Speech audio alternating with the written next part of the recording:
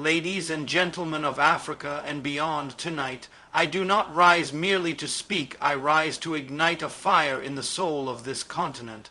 I rise not in bitterness, but with burning hope. I rise not in sorrow, but with the urgency of purpose. I rise because the winds of change are blowing again across the great savannas, the mountains, the valleys of Africa, and in that wind walks a young man whose name is now being whispered in the streets, chanted in villages, debated in parliaments, and feared in foreign boardrooms. His name is Ibrahim Traore.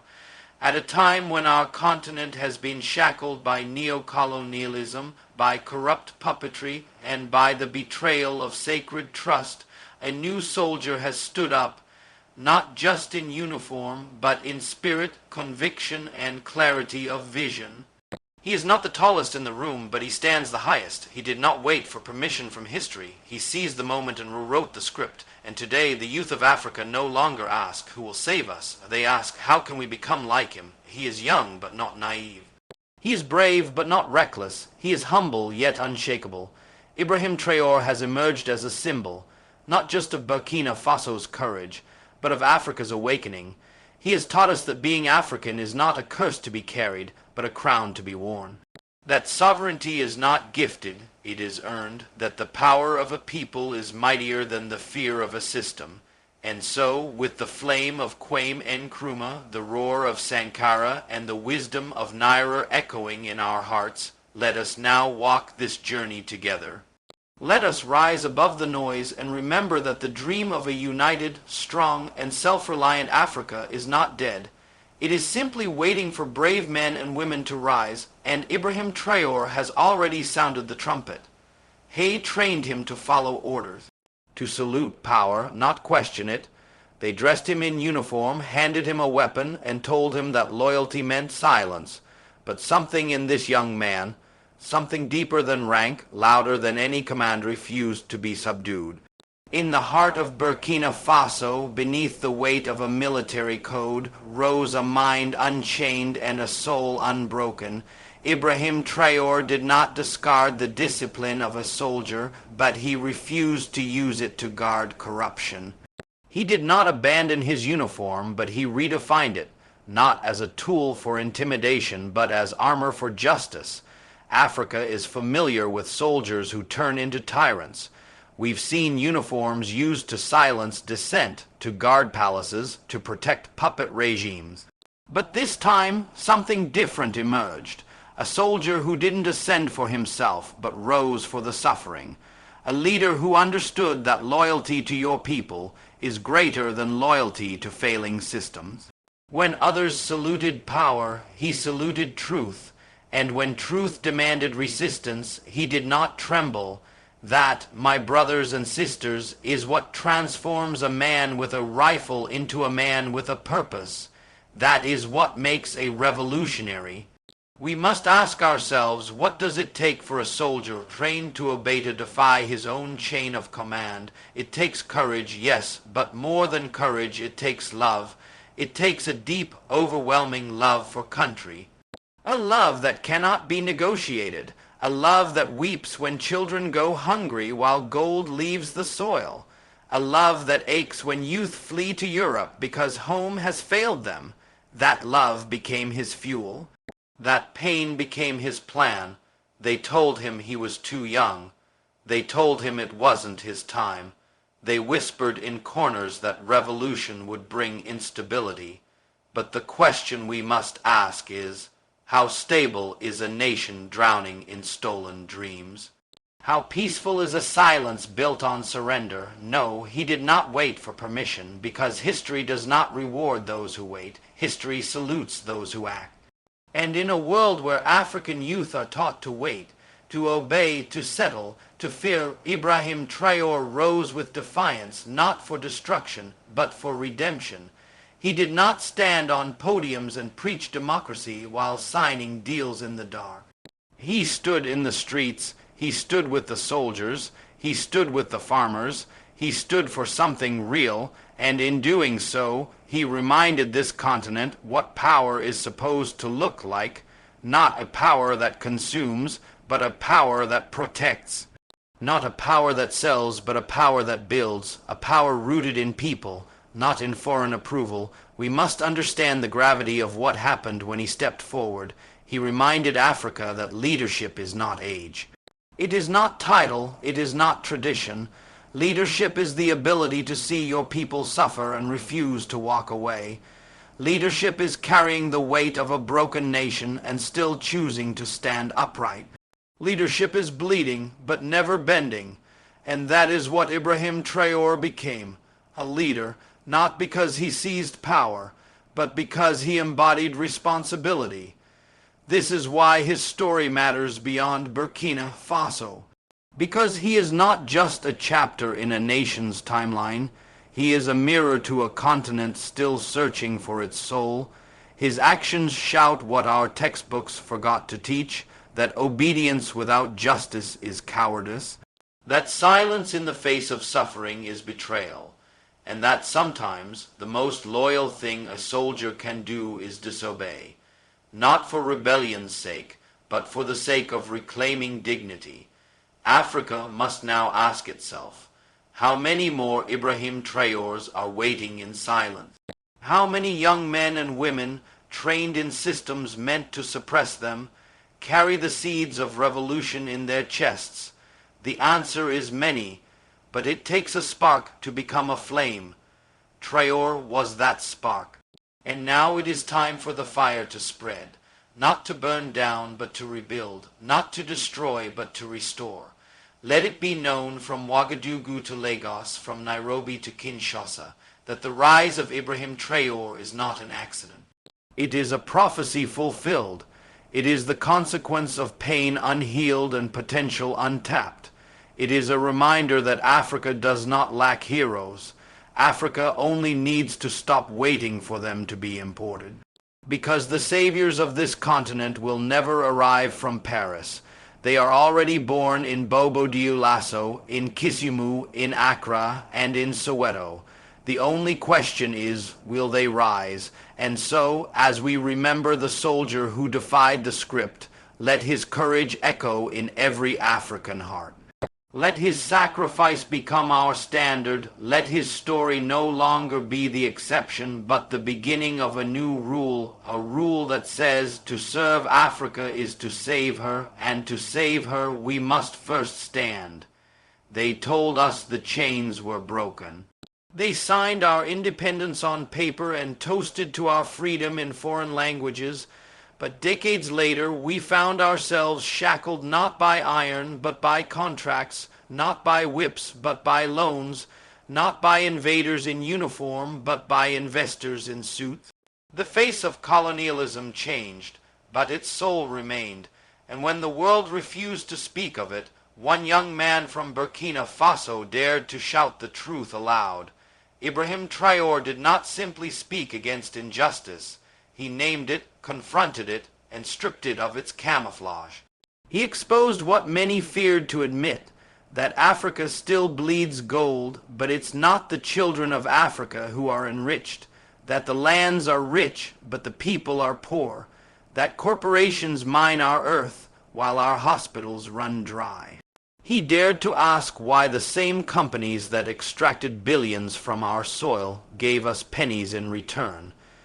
He dared to question why multilateral institutions wrote our economic future without ever consulting our past. And in doing so, he didn't just defy foreign powers. He exposed the traitors among us, those who speak of patriotism by day and sign our dignity away by night. Neocolonialism is not just a theory. It is a daily reality. It hides in the contracts signed without transparency. It hides in the foreign bases planted on African soil without the consent of her children. It hides in the headlines that call patriots radicals and thieves partners. When Traore stood before the cameras and spoke with unwavering clarity, it was not political theater. It was rebellion against a system that was never designed to favor us, a system that smiles while stealing, a system that praises democracy so long as the votes favor their interests, They tried to silence him. They labeled him anti-Western, but the truth is he is not against the West. He is for Africa, and being for Africa means refusing to be exploited. It means saying no to economic slavery dressed as aid. It means demanding that the wealth of a nation must first serve its people before it serves shareholders abroad. He reminded us that independence without economic control is an illusion, and that sovereignty without ownership is slavery in disguise. How is it that in a country with gold mines, children still study under trees? How is it that we export uranium but import darkness? How is it that the richest lands belong to the poorest people? These are not coincidences. These are orchestrated injustices, protected by silence and perpetuated by fear. But Ibrahim Traore chose to break that silence. He chose to walk a path many feared to tread. Not because he sought fame, but because he saw truth and refused to look away.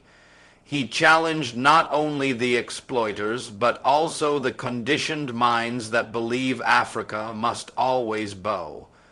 He refused the logic that says we must choose between foreign aid and foreign domination.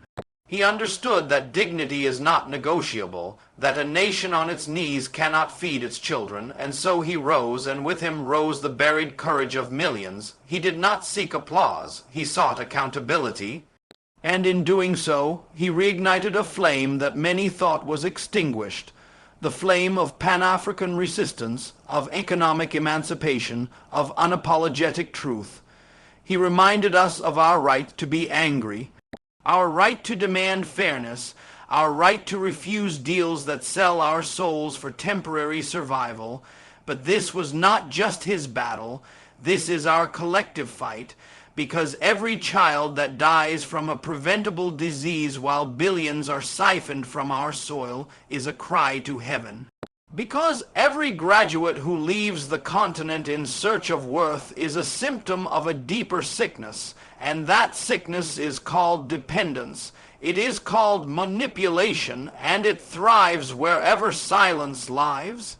Africa does not need saviors in suits. It needs leaders with scars, leaders who understand the price of betrayal and choose to pay the cost of truth, leaders who dare to question contracts written in another tongue.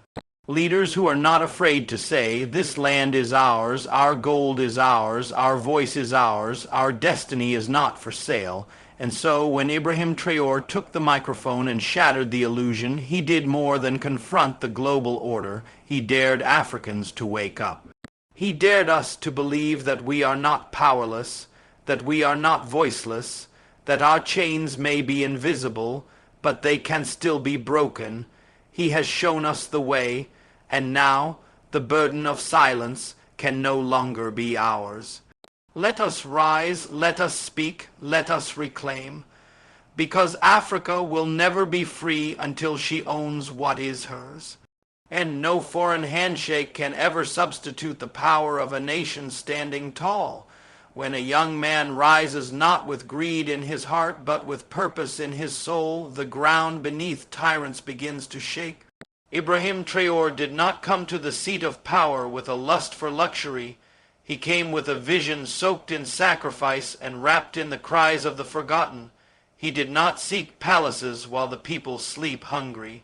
He sought justice where injustice had rooted itself deep for generations, and that, my brothers and sisters, is what made him dangerous to those who fed on our silence. What made him powerful was not just his military uniform or the title he carried. It was his refusal to be bought. They offered him the same deals they offered those before him. They promised him security if he surrendered his conscience. They offered cooperation if he agreed to exploitation. They extended smiles so long as he played by the rules they had written. But Traore looked them in the eye and said, Africa is not for sale. And with that single refusal, he rewrote the script written for African leaders for decades. He saw that the youth of Burkina Faso and of Africa at large were not lazy, they were locked out. They were not weak, they were weaponized against each other. The system was not broken, it was designed to work against them.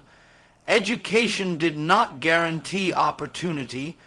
Talent was not rewarded with dignity. And those who questioned the system were labeled enemies of progress. But he chose not to be silent. He chose to walk among the people, to listen, to feel, to understand. He was not a man of empty speeches. He was a man of dangerous truths. They tried to isolate him, to frame him as a rebel without reason. But what they feared most was not his rebellion. It was his clarity. They feared that his courage would spread, that his refusal to kneel would inspire millions to stand. Because once a people realize that the emperor has no clothes, the illusion of power collapses.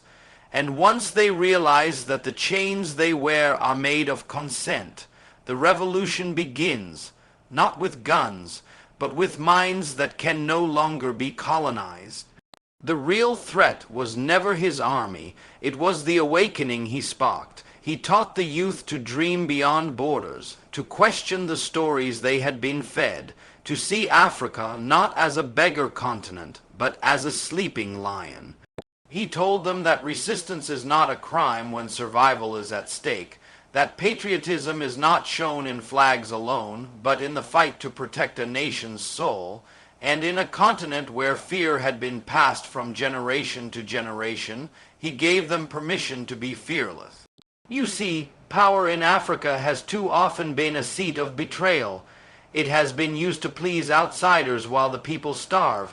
It has been used to sign away rights, lands, and futures. But he redefined power not as dominance, but as responsibility. Not as a trophy, but as a trust. He understood that to truly serve the people, you must stand where they stand, eat what they eat, and feel what they feel, that you cannot claim to lead a hungry nation while dining in excess. You cannot build a future while selling the soil it depends on. His leadership is not perfect, no human's is, but it is pure in intention and unshaken in direction. He does not claim to have all the answers, but he asks the right questions.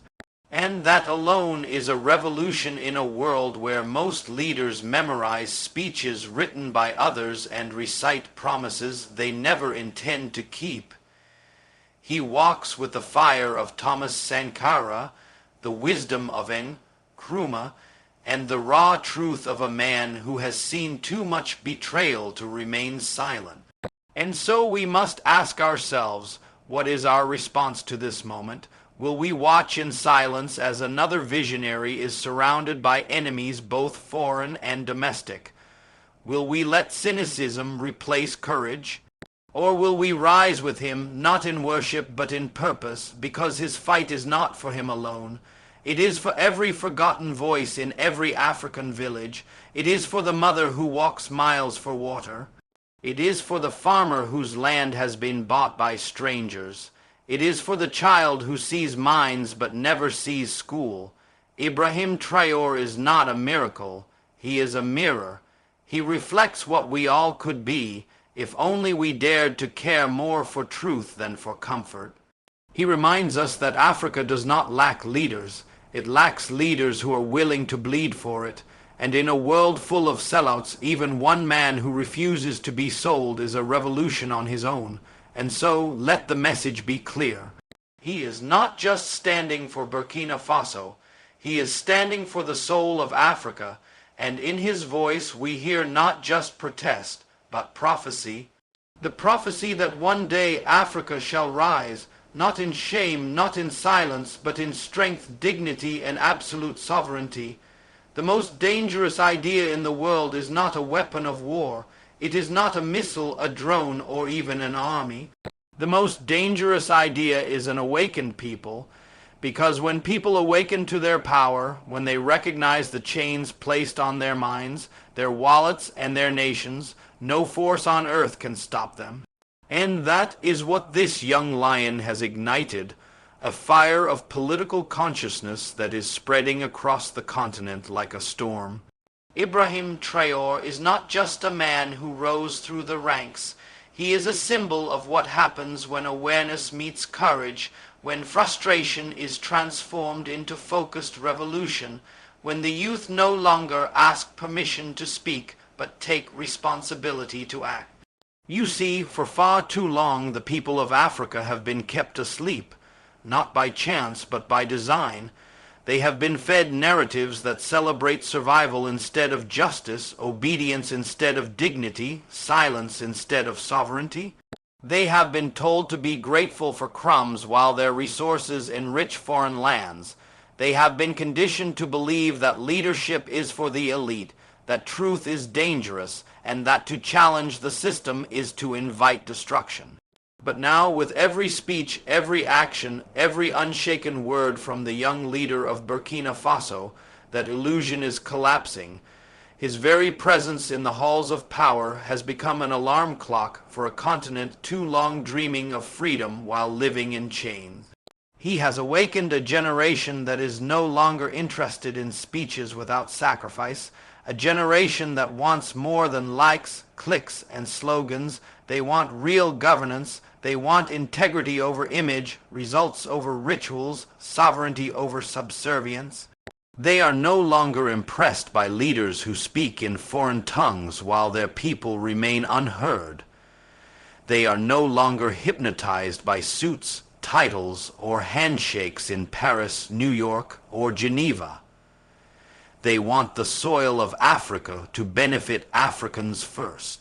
They want policies that reflect their struggles, their hopes, their hunger for justice, and make no mistake, this awakening is frightening to the establishment, because an awakened people cannot be easily ruled.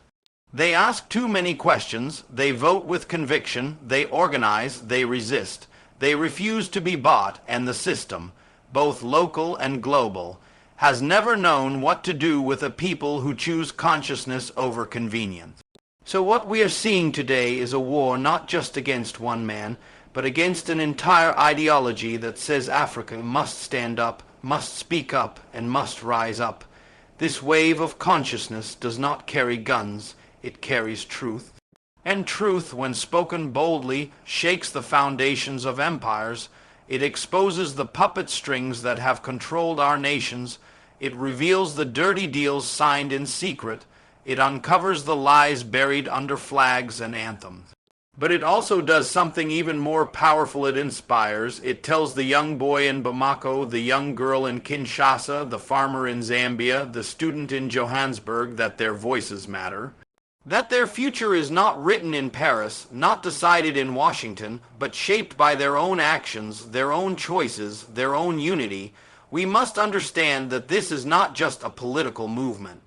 It is a spiritual awakening. It is a moral revolution, because Africa's problem has never been a lack of talent. It has been the suppression of talent. It has never been a lack of resources. It has been the looting of those resources. It has never been a lack of heroes. It has been the silencing and assassination of those heroes. But now, from the ashes of betrayal, new leaders are rising. Not perfect, but principled, not flawless, but fearless. And they are giving birth to a new Africa, an Africa that no longer begs for dignity but demands it. The political consciousness being awakened today is not just about rejecting colonial influence. It is about redefining leadership itself. It is about accountability, transparency, vision, and service. It is about leaders who live among their people, not above them, leaders who use power not for profit, but for progress, leaders who understand that being African is not a weakness to be hidden, but a strength to be honored. And in the eyes of Ibrahim Traore, we see that strength shining without apology. This consciousness must not stop with one man. It must spread like wildfire in the hearts of millions. It must become the drumbeat of a generation that refuses to be forgotten. It must translate into action, into unity, into systems that work for the people, not against them. For if we miss this moment, we will be forced to explain to our children not just what we endured, but why we remained silent when history called us to rise. And so let the world know Africa is awakening, not with noise but with purpose, not with rage but with resolve. And from this moment forward, every voice that rises for justice, every step that marches toward truth, and every soul that believes Africa belongs to Africans is part of this revolution. It has begun, and it cannot be reversed.